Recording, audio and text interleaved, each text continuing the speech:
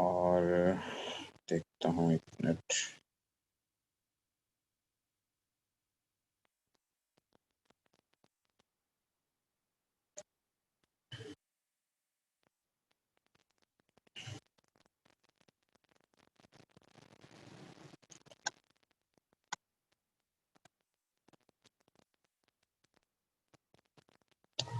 Right जी। तो आज का जो हमारा टॉपिक है, पीरियोडिसिटी का चैप्टर हमने खत्म किया था। ये इनऑर्गेनिक केमिस्ट्री का दूसरा टॉपिक है, ग्रुप टू। अब हम स्पेसिफिकली ग्रुप टू के कैरेक्टर्स पे बात करेंगे, ग्रुप टू के एलिमेंट्स और ग्रुप टू के जो कंपाउंड्स हैं। ग्रुप टू के जितने भी मेंबर्स हैं उनकी वैलेंस शेल कॉन्फ़िगरेशन NH2 होती है, where N represents principal quantum number, N represents principal quantum number, और S2 का मतलब यह है कि इनके वैलेंस शेल में 2 इलेक्ट्रॉन होते हैं। और NH2 का मतलब यह है कि इनकी अगर वैलेंस शेल में 2 इलेक्ट्रॉन्स हैं तो इनकी वैलेंसी ग्रुप 2 के जितने भी मेंबर्स होते हैं उनकी वैलेंसी पॉजिटिव 2 होती है, यानी कि ये 2 इलेक्ट्रॉन लूज करने की एबिलिटी रखते हैं। ग्रुप टू के जो मेंबर्स हैं उनमें बेरिलियम, मैग्नीशियम, कैल्शियम, स्ट्रोंशियम और बेरियम, ये तो वो कॉमन मेंबर्स हैं जो आपको पीरियोडिक टेबल में मिलेंगे। इसके बाद बेरियम के बाद एक और एलिमेंट पीरियोडिक टेबल में आपको मिलेगा, वो रेडियम है। Radium is also a member of group two, लेकिन रेडियम के रेडियो एक्टिव नेचर की वजह से हम इसे नॉर्मली केमिकल प्रॉपर्टीज में डिस्कस नहीं करते। लेकिन ये बात जहन में रखिएगा कि एग्जामिनर आपको रिएक्शन रेडियम का भी दे सकता है। जैसे आपने मैग्नीशियम का रिएक्शन पढ़ा था पीरियोडिसिटी में, वही रिएक्शन कैल्शियम भी देगा, वही रिएक्शन स्ट्रोंशियम भी देगा, वही रिएक्शन बेरियम भी देगा, वही रिएक्शन रेडियम भी देगा। तो जो कैरेक्टर, जो केमिकल प्रॉपर्टी आप ग्रुप टू के मेंबर्स की पढ़ रहे हैं, वो तमाम प्रॉपर्टीज आपको रेडियम में भी मिलेंगी, क्योंकि रेडियम भी ग्रुप वन, ग्रुप टू का ही मेंबर है। लेकिन चूंकि ये रेयर एलिमेंट है, रेडियोएक्टिव एलिमेंट है, इसकी क्वांटिटी नेचर में कम अवेलेबल होती है, इसलिए आमतौर पर इसको हम ग्रुप में डिस्कस करते नहीं हैं, but it is a part of group two. अच्छा, अब नेक्स्ट आपको मैं बताऊं जो हम ऑलरेडी डिस्कस कर चुके हैं पीरियोडिसिटी के चैप्टर में, कि किसी भी ग्रुप का जो पहला मेंबर होता है वो अपने छोटे साइज की वजह से अपने ग्रुप के बाकी मेंबर से थोड़ा डिफरेंटली बिहेव करता है, और वो रिजेम्बलेंस शो करता है विद इट्स डायगोनल नेबर। तो ग्रुप टू का जो पहला मेंबर है वो बेरिलियम है, और बेरिलियम अपने ग्रुप के बाकी मेंबर से किस तरह से मुख्तलिफ है मैं आपको बताऊं। कुछ कैरेक्टर्स में वो मुख्तलिफ होता है। जैसे बेरिलियम का ऑक्साइड एम्फोटेरिक ऑक्साइड होता है, जबकि ग्रुप टू के बाकी जितने भी ऑक्साइड्स होते हैं all are basic oxides. Beryllium का ऑक्साइड एम्फोटेरिक होता है, जबकि बाकी तमाम ऑक्साइड्स जो हैं वो बेसिक ऑक्साइड्स होते हैं। बाकी तमाम ऑक्साइड्स जो हैं वो बेसिक ऑक्साइड्स होते हैं। ठीक है जी। इसी के साथ साथ अब बेरिलियम के साथ एल्यूमिनियम का कॉम्बिनेशन बनता है।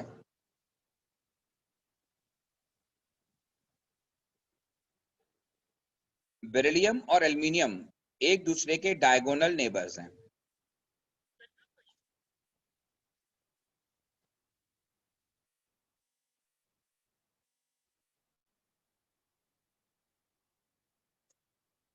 बेरिलियम और एल्यूमिनियम जो हैं वो एक दूसरे के डायगोनल नेबर हैं।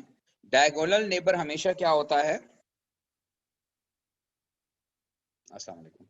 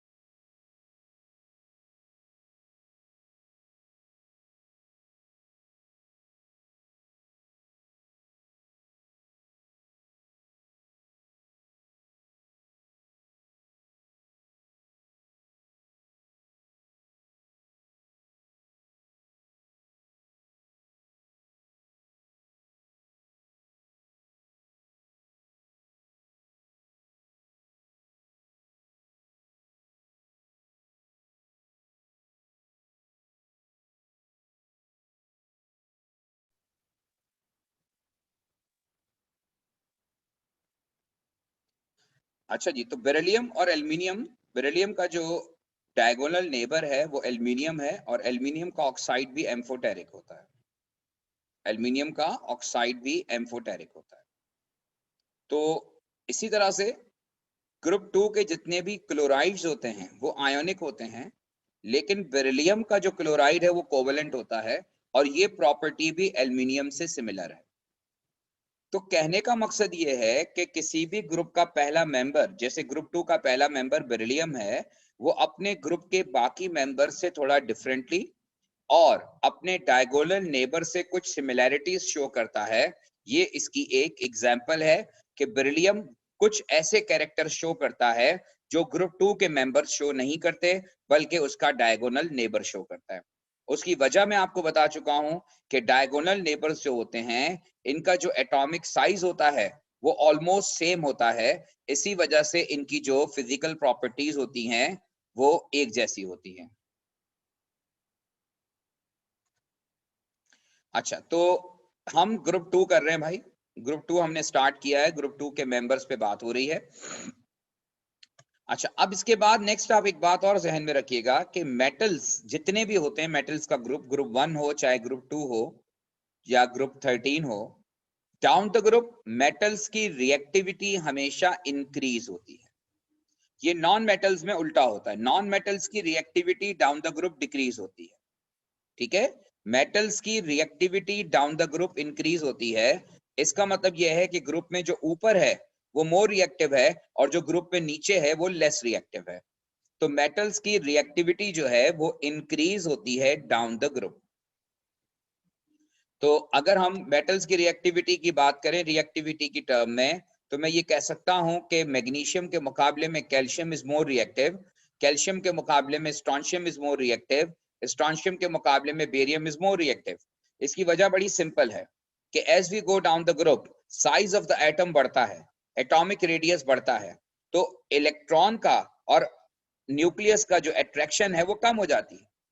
जैसे जैसे नंबर ऑफ शेल बढ़ते हैं, न्यूक्लियस और आउटर ऑर्बिट की अट्रैक्शन कम होती जाती है, और अट्रैक्शन कम होने का मतलब यह है कि removal of electron become easier. Removal of electron जो है वो आसान हो जाता है। इसी वजह से हम क्या ऑब्जर्व करते हैं कि जब हम डाउन द ग्रुप जाते हैं तो डाउन द ग्रुप जो है वो रिएक्टिविटी इंक्रीज करती है, बिकॉज के removal of electron is easier. अच्छा जी, अब आते हैं रिएक्शन विद ऑक्सीजन। ये ऑलरेडी आप मैग्नीशियम के साथ पढ़ चुके हैं, जस्ट रिकॉल रिपीटेशन है, आप समझ लीजिए। लेकिन अब यहाँ पर बजाय मैंने मैग्नीशियम लिखने के एम लिखा है। एम का मतलब है कि ये ग्रुप 2 का कोई भी मेंबर हो सकता है। ग्रुप 2 का कोई भी मेंबर जब ऑक्सीजन से रिएक्ट करता है, हम इसे इग्नाइट करते हैं और ये प्रोड्यूस करता है रिस्पेक्टिव मेटल ऑक्साइड। अगर आपने यहाँ कैल्शियम लिया तो कैल्शियम ऑक्साइड बनेगा, अगर बेरियम लिया तो बेरियम ऑक्साइड बनेगा। आपको जो भी क्वेश्चन में गिवन हो वही आप पिक करेंगे। और इस रिएक्शन में, ये रिएक्शन हाईली एक्सोथर्मिक रिएक्शन होता है। ये मैं आपको पहले भी बता चुका हूं कि फायरवर्क्स में मैग्नीशियम को हम बर्न करते हैं, लेकिन मैग्नीशियम जब बर्न होता है तो इसका कोई फ्लेम प्रोड्यूस नहीं होता, लेकिन ये व्हाइट ऐश बनाता है, और मैग्नीशियम इस्तेमाल होता है as a fuel in fireworks. ये बात मैं ऑलरेडी आपसे डिस्कस कर चुका हूं। इस ग्रुप के जो बाकी मेंबर्स हैं, कैल्शियम, स्ट्रोंशियम और बेरियम, कैल्शियम को जब बर्न किया जाता है तो ये ऑरेंज रेड फ्लेम प्रोड्यूस करता है। अब ये फ्लेम के कलर्स आपको याद होने चाहिए। मैंने सोडियम का फ्लेम का कलर आपको बताया था, वो येलो फ्लेम के साथ बर्न होता है। सल्फर ब्लू फ्लेम के साथ बर्न होता है। फास्फोरस येलो फ्लेम के साथ बर्न होता है। इसी तरह से calcium Burns with orange red flame, strontium Burns with red flame, and barium Burns with green flame. तो ये जो मुख्तलिफ फायरवर्क्स में जो कलर इस्तेमाल होते हैं, ये आमतौर पर ग्रुप 2 के मेंबर्स ही होते हैं जिनके कंपाउंड फायरवर्क्स में इस्तेमाल होते हैं। तो ये मुख्तलिफ फ्लेम के कलर्स हैं जो आपको याद रखने हैं। नेक्स्ट, जो मेटल ऑक्साइड्स ऑफ ग्रुप 2 हैं are basic in nature except beryllium oxide which is amphoteric. Group two के जितने भी ऑक्साइड्स हैं,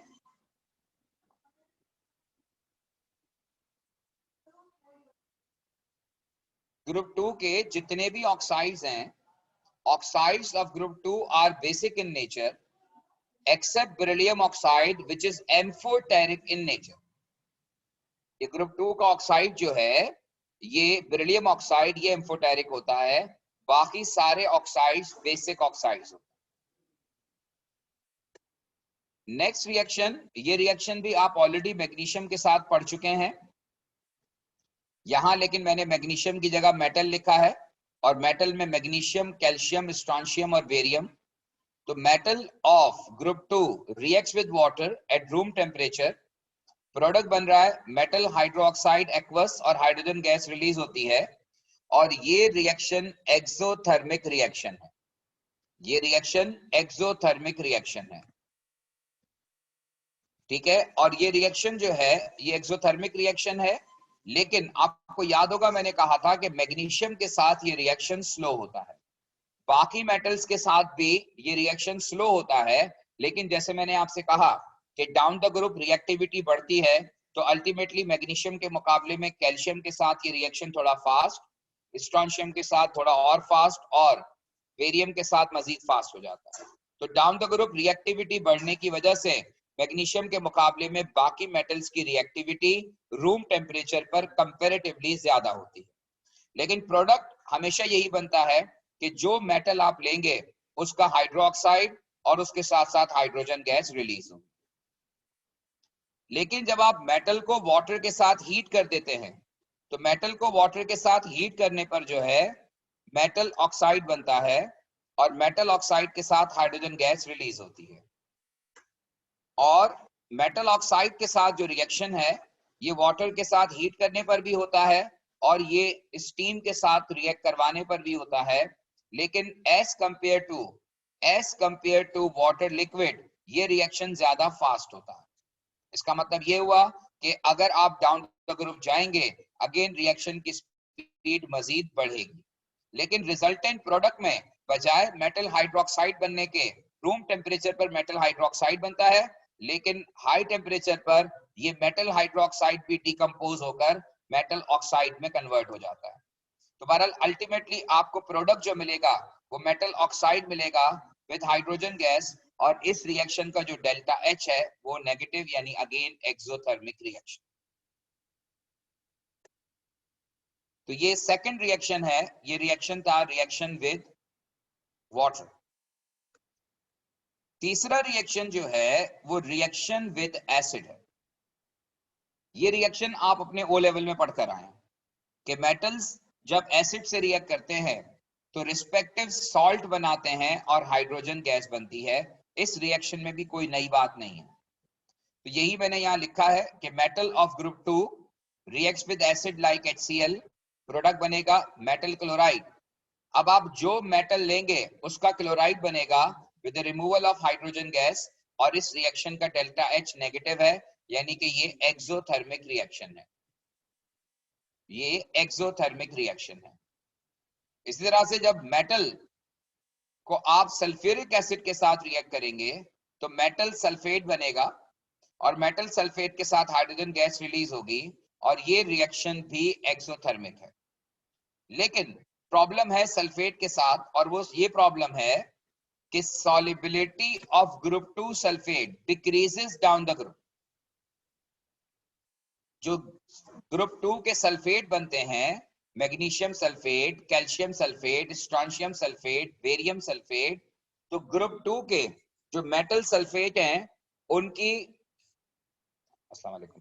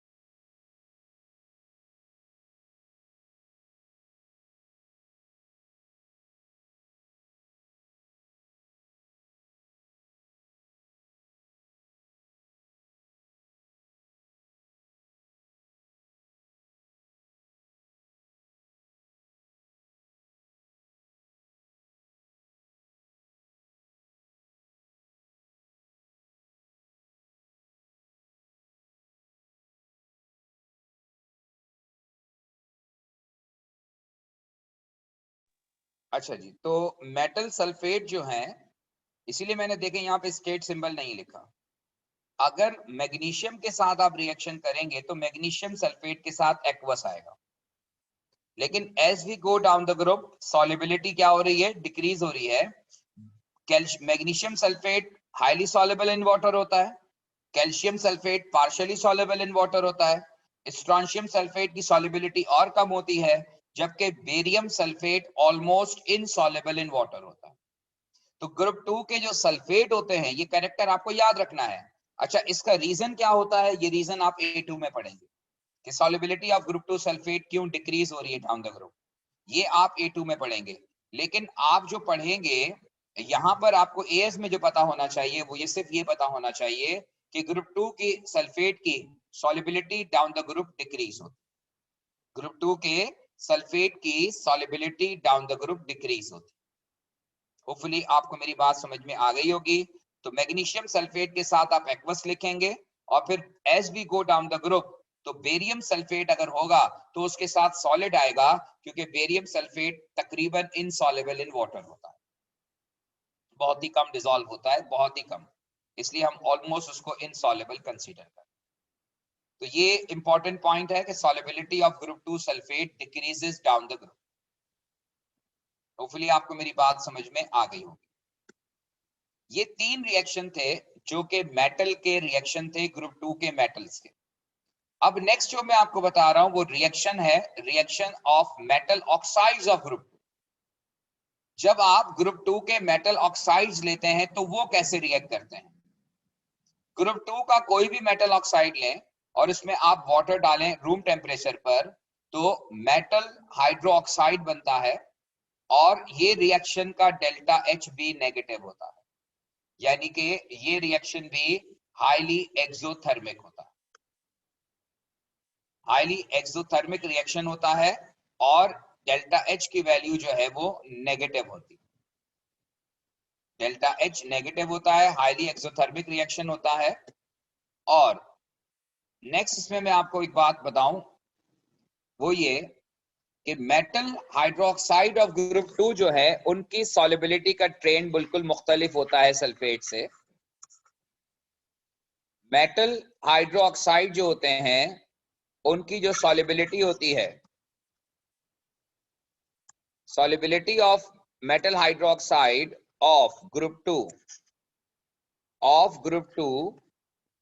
increases down the group।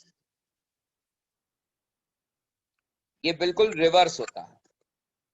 solubility of metal hydroxide of group 2 जो है it increases down the group and reaction become more and more exothermic। reaction become more and more exothermic in nature।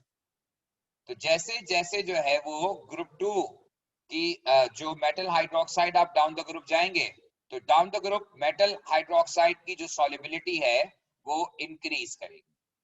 तो solubility of metal hydroxide of group 2 increases down the group. Sulphate की solubility कम होती है और hydroxide की solubility increase होती है।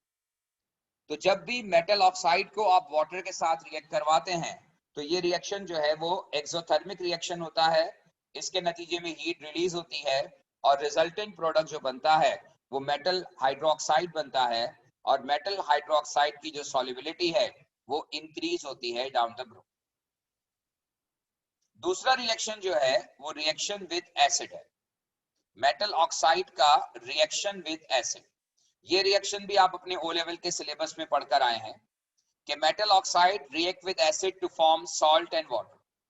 ये भी रिएक्शन नया नहीं है। तो ग्रुप 2 का कोई भी मेटल ऑक्साइड आप लें, ग्रुप 2 का कोई भी मेटल ऑक्साइड आप लें, ग्रुप 2 का मेटल ऑक्साइड एसिड से रिएक्ट करेगा।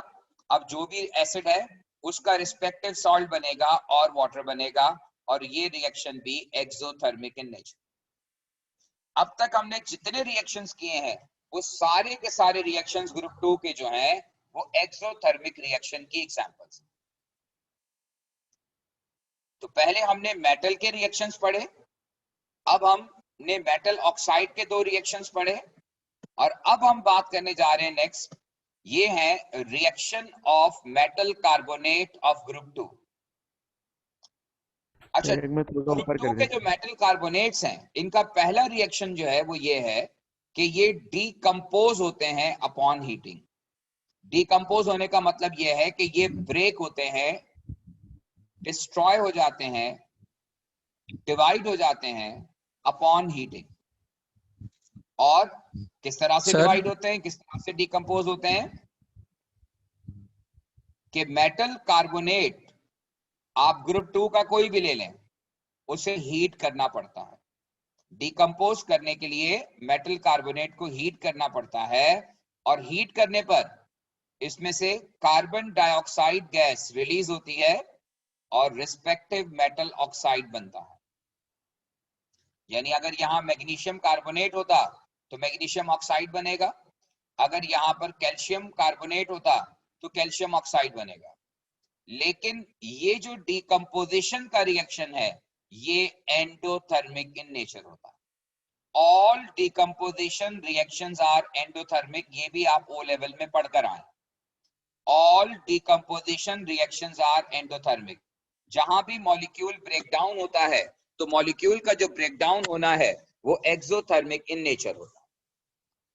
अच्छा, दूसरी इंपॉर्टेंट बात यह है जो आपको आगे इस्तेमाल भी करनी है कि देखिए यहां पर मेटल कार्बोनेट का और कार्बन डाइऑक्साइड का और मेटल ऑक्साइड का अगर आप रेशो देखें तो इस इक्वेशन में रेशो जो आपको नजर आ रहा है वो 1:1 का नजर आ रहा है। यानी 1 मोल ऑफ मेटल कार्बोनेट जब भी डिकम्पोज होगा तो ये 1 मोल ऑफ मेटल ऑक्साइड और 1 mole of carbon dioxide generate करेगा। ये भी बात फिक्स्ड है, ये रेशो भी फिक्स्ड है। अब ग्रुप 2 का कोई भी मेटल कार्बोनेट आप ले लें, उन तमाम मेटल कार्बोनेट में आप सेम सिचुएशन ऑब्जर्व करेंगे। ग्रुप 2 के मेटल कार्बोनेट में आप सेम सिचुएशन ऑब्जर्व करेंगे। दूसरी इंपॉर्टेंट बात यह है कि thermal stability of group 2 carbonate increases down the group. Thermal stability of group 2 carbonate जो है ये इंक्रीज होती है down the group. Down the group thermal stability of metal carbonate जो है वो इंक्रीज होती है डाउन द ग्रुप।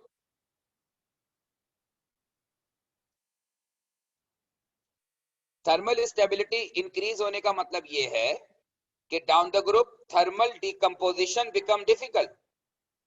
यानी इसका मतलब ये हुआ कि मैग्नीशियम कार्बोनेट को डिकम्पोज करना कंपैरेटिवली आसान है as compare to calcium carbonate, और कैल्शियम कार्बोनेट को डिकम्पोज करना आसान है as compare to strontium carbonate, और स्ट्रोंशियम कार्बोनेट को डिकम्पोज करना आसान है as compare to barium carbonate. तो as we go down the group thermal decomposition become difficult, और थर्मल डिकम्पोजिशन बिकम डिफिकल्ट का मतलब ये है कि more temperature is required to decompose as we go down the group. यानी जब आप डाउन द ग्रुप जाते हैं तो आपको ज्यादा टेम्परेचर रिक्वायर्ड होगा टू डिकम्पोज मेटल कार्बोनेट। यानी ग्रुप का जो पहला कार्बोनेट होगा उसको डिकम्पोज करना आसान, कम टेम्परेचर पे डिकम्पोज होगा, और जो ग्रुप का लास्ट कार्बोनेट होगा उसको डिकम्पोज करना मुश्किल है, यानी कि वो हायर टेम्परेचर पे डिकम्पोज होगा। So more temperature is required to decompose as we go down the group.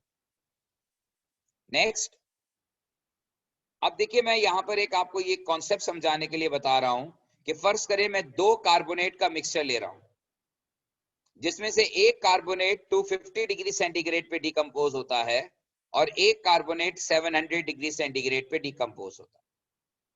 अब हमारे मिक्सचर के अंदर दो कार्बोनेट्स हैं, एक 250 पे डिकम्पोज होने वाला है और एक 700 पे डिकम्पोज होने वाला है। हमने क्या किया कि मिक्सचर ऑफ टू कार्बोनेट को हीट कर दिया एट 300 डिग्री सेंटीग्रेड। जब आप मिक्सचर ऑफ टू कार्बोनेट को हीट करेंगे एट 300 डिग्री सेंटीग्रेड तो क्या ऑब्जर्व करेंगे हम कि एक तो 250 पर डिकम्पोज हो जाएगा, दूसरे को डिकम्पोज होने के लिए 700 चाहिए, जबकि हम सिर्फ 300 प्रोवाइड कर रहे हैं। तो यहां मैंने लिखा है कि one will decompose while other remains unreactive. तो ऐसा होता है कि जब आप मिक्सचर ऑफ कार्बोनेट को हीट करते हैं तो मिक्सचर ऑफ कार्बोनेट को हीट करने पर समटाइम एक कार्बोनेट डिकम्पोज होता है और दूसरा कार्बोनेट डिकम्पोज नहीं होता। इसका मतलब ये है कि एक कार्बोनेट को डिकम्पोज करना आसान और एक कार्बोनेट को डिकम्पोज करना मुश्किल है। एक कार्बोनेट को डिकम्पोज करना आसान जबकि दूसरे कार्बोनेट को डिकम्पोज करना मुश्किल है। यानी इसका मतलब आप ये कह सकते हैं कि एक कार्बोनेट ग्रुप में ऊपर की तरफ है और एक कार्बोनेट ग्रुप में नीचे की तरफ। क्योंकि जब दो कार्बोनेट के मिक्सचर में एक डिकम्पोज हुआ और एक डिकम्पोज नहीं हुआ, इसका मतलब यह है कि एक का डिकम्पोजिशन जल्दी हो गया और एक का डिकम्पोजिशन लेट हो रहा है। इसका मतलब यह है कि एक कार्बोनेट ग्रुप में ऊपर है और एक कार्बोनेट ग्रुप में नीचे है। जितना ज्यादा डिस्टेंस होगा दो मेटल के दरमियान, उतना ही उनके डिकम्पोजिशन में फर्क होगा, उतना ही उनको डिकम्पोज करने के लिए जो टेम्परेचर रिक्वायर्ड होगा वो ज्यादा होगा। तो डिफरेंस ऑफ टेम्परेचर जो है डिकम्पोज करने के लिए ज्यादा रिक्वायर्ड होगा। अच्छा जनाब, अब मैंने एक बात दूसरी यहाँ आपको बताइए, वो ये मैं पहले भी बता चुका हूं कि जब आप मेटल कार्बोनेट को हीट करते हैं तो 1 mole of metal carbonate produce करता है 1 mole of metal oxide with the removal of carbon dioxide gas. तो जब आप मेटल कार्बोनेट को हीट करते हैं तो कार्बन डाइऑक्साइड गैस रिलीज होती है और ये कार्बन डाइऑक्साइड गैस जो रिलीज होती है ये गैस की फॉर्म में मास लॉस हो जाता है। मास लॉस का मतलब ये है, मास लॉस का मतलब ये है कि ये मास रिलीज हो गया, चला गया, क्योंकि वो गैस की फॉर्म में रिलीज हो गया। अब अगर फर्ज करें मैं आपसे ये कहता हूं कि 5 gram of metal carbonate was heated, as a result 1.5 gram was lost. तो आपको फौरन समझ में आना चाहिए कि 1.5 ग्राम वाज लॉस का मतलब ये है कि वो लॉस होगा due to the removal of carbon dioxide gas. वो जो मास लॉस आया है वो due to removal of carbon dioxide gas है। और जो बाकी बचेगा, जो बाकी बचेगा उसे हम रेजिडुअल मास कहेंगे और वो रेजिडुअल मास जो होगा वो ड्यू टू मेटल ऑक्साइड होगा। जो रेजिडुअल मास होगा वो ड्यू टू मेटल ऑक्साइड होगा। ठीक है, जो रेजिडुअल मास होगा वो ड्यू टू मेटल ऑक्साइड होगा। तो 1 मोल ऑफ कार्बन डाइऑक्साइड, ये मास लॉस आ गया और ये रेजिडुअल मास आ गया।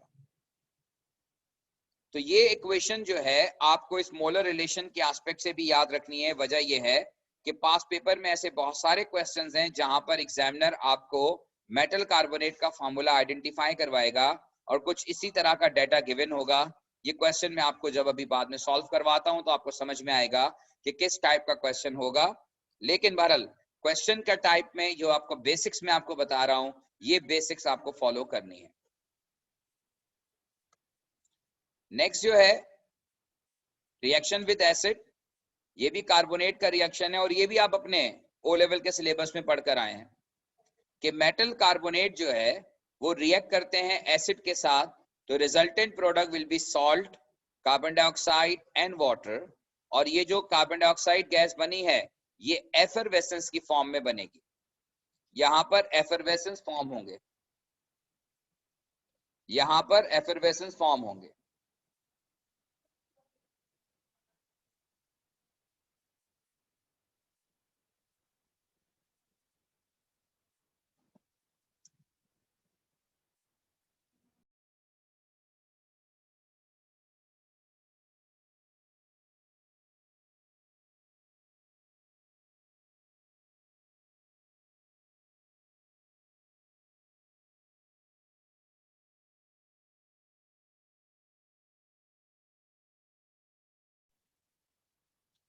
अच्छा जी, अब रिएक्शन विद एसिड जो है,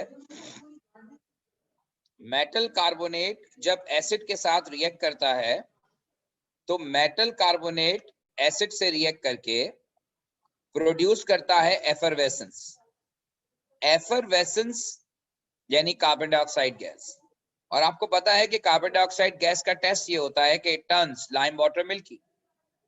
ये रिएक्शन आप इस्तेमाल करते हैं for the confirmation of carbonate also. ये अगर आपके प्रैक्टिकल हुए इंशाल्लाह आगे, तो प्रैक्टिकल में आप ये आयंस की आइडेंटिफिकेशन प्रैक्टिकली करेंगे, और आयंस की आइडेंटिफिकेशन में ये टेस्ट आप करेंगे कि जब भी आपको कार्बोनेट को आइडेंटिफाई करना होगा, तो कार्बोनेट को आइडेंटिफाई करने के लिए हम उसमें एसिड डालते हैं, और जैसे ही आप एसिड डालेंगे, अगर एसिड डालने पर जो है, अगर एसिड डालने पर एफरवेसेंस प्रोड्यूस हुए, तो एफरवेसेंस के प्रोड्यूस होने का मतलब ये है कि हमारा जो कंपाउंड होगा वो कार्बोनेट कंटेन करेगा। जब भी आप किसी भी सॉल्ट के अंदर, किसी कंपाउंड के अंदर HCl डालेंगे, और HCl डालने पर एफरवेसेंस फॉर्म हुए या गैस इवॉल्व हुई which turns lime water milky, gas evolve हुई which turns lime water milky, तो ये इंडिकेट करता है कि यहाँ कार्बन डाइऑक्साइड गैस रिलीज हो रही है, और कार्बन डाइऑक्साइड गैस रिलीज होने का मतलब ये है कि कार्बोनेट इज कंफर्म।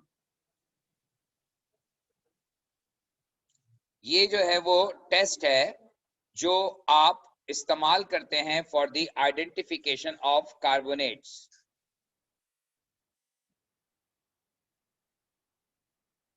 फाइनली इसमें जनाब थर्मल डिकम्पोजिशन है, thermal decomposition of nitrates of group 2। ये रिएक्शन भी काफी इंपॉर्टेंट रिएक्शन है प्रैक्टिकल के पॉइंट ऑफ व्यू से, क्योंकि जब आप किसी भी ग्रुप 2 के मेटल नाइट्रेट को हीट करते हैं, तो डिकम्पोजिशन, जैसे कि मैंने आपसे कहा कि ये एंडोथर्मिक रिएक्शन होता है, डिकम्पोजिशन जो है वो एंडोथर्मिक रिएक्शन है। तो मेटल नाइट्रेट को जब हम हीट करते हैं, तो प्रोडक्ट बनता है मेटल ऑक्साइड, नाइट्रोजन डाइऑक्साइड जो कि गैस की फॉर्म में रिलीज होगी, एंड ऑक्सीजन गैस। इन दोनों की कंफर्मेशन या ऑब्जर्वेशन ये है कि नाइट्रोजन डाइऑक्साइड जो है वो ब्राउन कलर की गैस है, जबकि ऑक्सीजन जो होती है वो कलरलेस गैस होती है। तो जैसे ही हीट करने पर, पहले कंपाउंड जब आप हीट करेंगे, अगर उस हीट करने पर ब्राउन कलर के फ्यूम्स निकले कंपाउंड के अंदर से, तो ब्राउन कलर के फ्यूम्स का निकलना ये कंफर्म करता है कि आपका जो कंपाउंड है उसके अंदर नाइट्रेट मौजूद है। ये रिएक्शन हम नाइट्रेट की कंफर्मेशन या नाइट्रेट की प्रेजेंस के लिए इस्तेमाल करते हैं। और जब आप मेटल नाइट्रेट को हीट करते हैं, तो मेटल नाइट्रेट को हीट करने पर एक तो नाइट्रोजन डाइऑक्साइड गैस निकलती है जो ब्राउन कलर की है, इसके साथ साथ ऑक्सीजन गैस रिलीज होती है, और ऑक्सीजन गैस का सिग्निफिकेंस ये है कि it relights glowing splinter, it relights glowing splinter. ठीक है, ये रीलाइट करेगा ग्लोइंग स्प्लिंटर को, यानी ये चेक करने का तरीका है, ऑक्सीजन गैस का टेस्ट है। जैसे कार्बन डाइऑक्साइड का टेस्ट है कि it turns lime water milky, या अमोनिया का टेस्ट आपने पढ़ा था कि it turns moist red litmus to blue. इसी तरह से ऑक्सीजन का टेस्ट ये होता है कि इट रीलाइट्स ग्लोइंग स्प्लिंटर। कोई भी चीज जो है वो ग्लो कर रही हो, ये उसको रीलाइट कर देता है। तो इट रीलाइट्स ग्लोइंग स्प्लिंटर, क्योंकि ऑक्सीजन आपको पता है बर्निंग में हेल्प करता है। तो बेसिकली इस रिएक्शन में एक तो ब्राउन गैस इवॉल्व होगी, साथ ही साथ एक और गैस इवॉल्व होगी which relights glowing splinter। Geyser के लिए कम करने के लिए कहा, वो आ गया। लेकिन तुम कितनी देर में आओगी? मुझे वो फोटो निकलवाने जाना है, reels.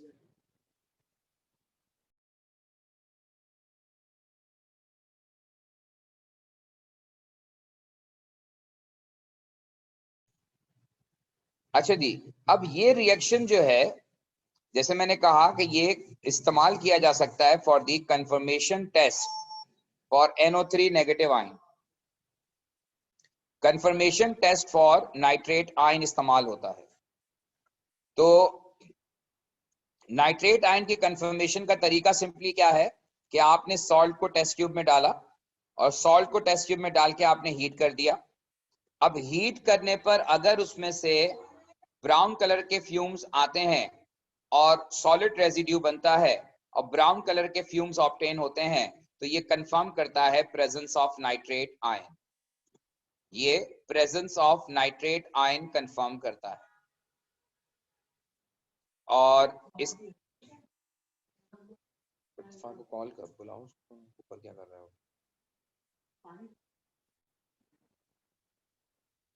Thermal stability increases down the group.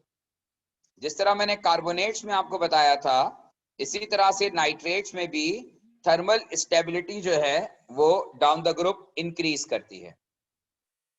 अस्सलाम वालेकुम।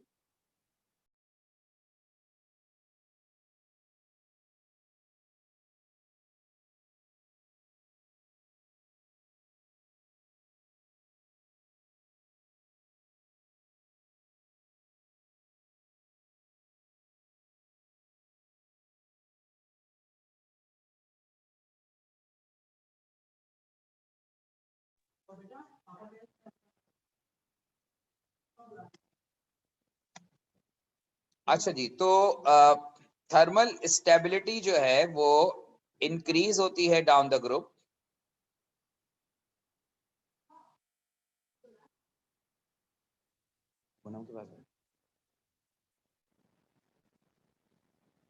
Thermal stability increases down the group. तो रिलेशन क्या है? अच्छा, थर्मल स्टेबिलिटी की मैं बात बता रहा था, वही कॉन्सेप्ट जो मैंने कार्बोनेट में आपको बताया कि as we go down the group thermal stability increases. Thermal stability increase होने का मतलब यह है कि more temperature is required to decompose as we go down the group. यानी जो ग्रुप का पहला मेंबर है, पहला नाइट्रेट है, उसको डिकम्पोज करना आसान, और जो ग्रुप का लास्ट नाइट्रेट है उसको डिकम्पोज करना मुश्किल है। तो थर्मल स्टेबिलिटी जो है वो डाउन द ग्रुप इंक्रीज करती है। तो नाइट्रेट में और कार्बोनेट में सेम आइडिया है, बस दोनों में प्रोडक्ट्स का फर्क है। जब आप कार्बोनेट को डिकम्पोज करते हैं तो कार्बन डाइऑक्साइड गैस रिलीज होती है, और आपको मैंने कहा कि वो मास लॉस्ट होता है। लेकिन इस केस में जो मैंने मेटल नाइट्रेट की इक्वेशन लिखी है, इसमें जरा आप देखिए। मेटल नाइट्रेट की जो हमने इक्वेशन लिखी है उसमें मेटल ऑक्साइड बन रहा है और इसके साथ साथ नाइट्रोजन डाइऑक्साइड गैस रिलीज हो रही है, और नाइट्रोजन डाइऑक्साइड गैस के साथ साथ ऑक्सीजन गैस रिलीज हो रही है। अब जो total mole of gas release हो रहे हैं, 2 mole of NO2 gas and 1 mole of O2 gas, तो टोटल मोल जो रिलीज हो रहे हैं वो 2.5 मोल गैस है। इसका मतलब ये है कि जो मास लॉस होगा वो 2.5 मोल मास लॉस होगा। जो मास लॉस्ट होगा वो 2.5 मोल होगा। 2.5 मोल जो है वो मास लॉस्ट होगा। तो 2 mole of NO2 and half mole of O2। यही वाली बात यहां मैंने शो भी की है कि जब आप 1 मोल ऑफ नाइट्रेट को कंपोज करते हैं तो जो सॉलिड रेजिड्यू बनता है, जो कि मेटल ऑक्साइड होता है, वो 1 मोल होता है, जबकि 2 mole of NO2 and half mole of O2, यानी टोटल 2 मोल ऑफ गैस, ये 2 मोल ऑफ गैस जो है वो मास लॉस्ट हो। अब ये बात मैं क्यों इंडिकेट कर रहा हूं? अब मैं जब आपको नेक्स्ट क्लास में पास पेपर का क्वेश्चन करवाऊंगा इससे रिलेटेड, तो फिर आपको समझ में आएगा कि ये रिलेशन हम क्यों पढ़ रहे हैं। अच्छा जी, फाइनली मैं आपको इन कंपाउंड के यूजेस बता देता हूं, ताकि जो है वो अगली क्लास में आप ग्रुप 2 को बुक से रीड करके आएंगे, रीड करके रखेंगे, ताकि जब हम ग्रुप 2 के पास पेपर के कुछ क्वेश्चन सॉल्व करें तो वो आपको समझ में आ जाए।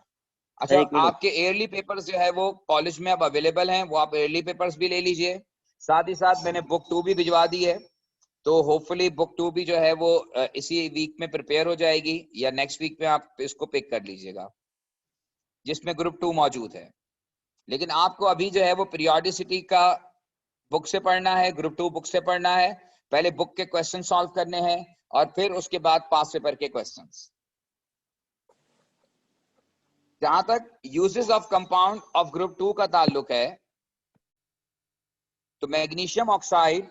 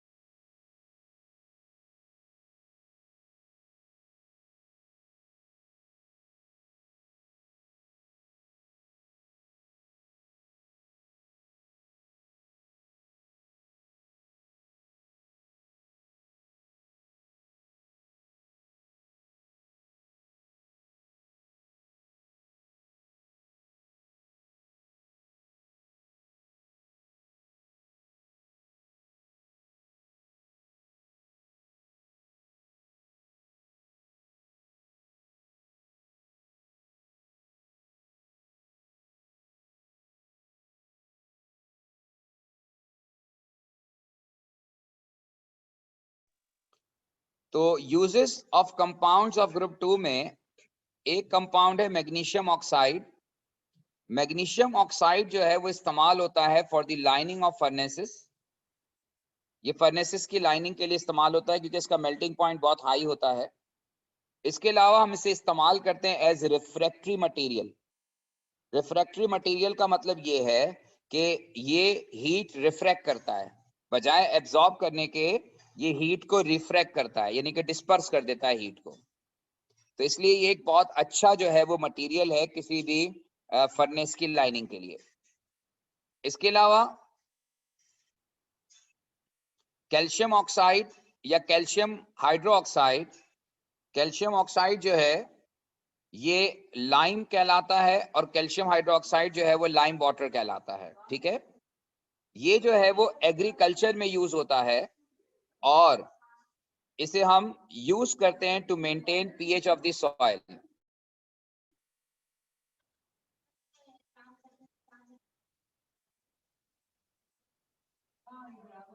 Use to maintain pH of the soil. तो जिस सॉइल की पीएच जो है वो हाई हो जाती है, लो हो जाती है, उसको मेंटेन करने के लिए उसमें कैल्शियम ऑक्साइड डाला जाता है। ये कैल्शियम ऑक्साइड वाटर के साथ रिएक्ट करता है to form calcium hydroxide and then ये कैल्शियम आयन जो है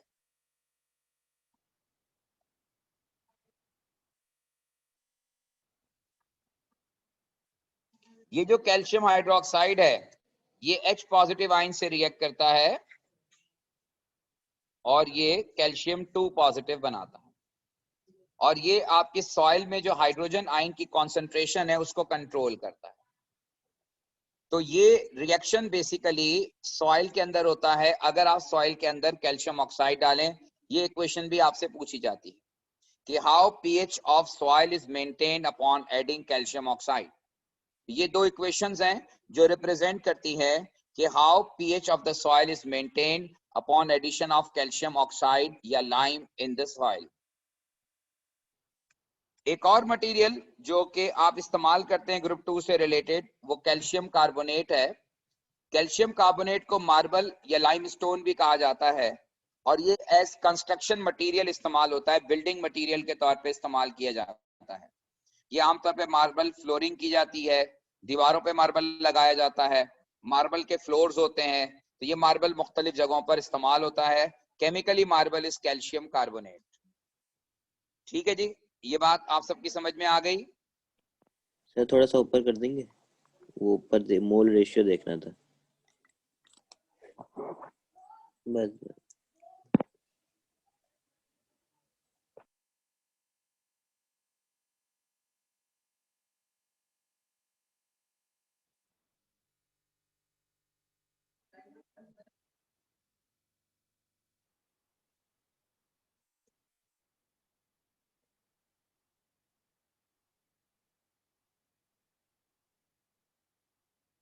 हाँ,